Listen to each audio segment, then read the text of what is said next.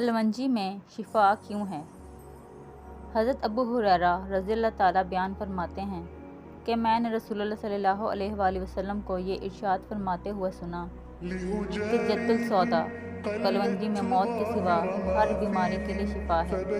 سالم بن عبداللہ اپنے والد محترم عبداللہ بن عمر سے روایت کرتے ہیں کہ حضور صلی اللہ علیہ وآلہ وسلم نے فرمایا کہ تم اپنے اوپر ان کالے دانوں کو لازم کر لو کہ ان میں موت کے علاوہ ہر بیماری سے شفا ہے۔ سیرت کی کتابوں میں ذکر ہے کہ نبی کریم صلی اللہ علیہ وآلہ وسلم خود بھی طبی ضروریات کے لیے کبھی کبھی کلونجی کھایا کرتے تھے، مگر آپ صلی اللہ علیہ وآلہ وسلم اسے شہد کی شربت کے ساتھ نوش فرماتے تھے۔ خالد بن سعد بیان کرتے ہیں کہ میں غالب بن جبر کے ساتھ سفر میں تھا، وہ راستے میں بیمار ہو گئے۔ ابن ابی عتق حضرت عائشہ رضی اللہ تعالیٰ عنہا کے بھتیجے انہیں دیکھنے کے لیے آئے۔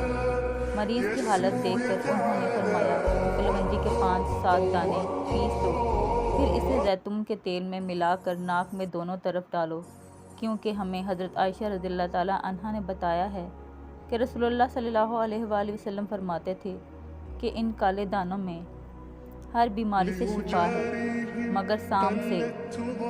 میں نے پوچھا سام کیا ہے؟ آپ صلی اللہ علیہ وآلہ وسلم نے فرمایا موت۔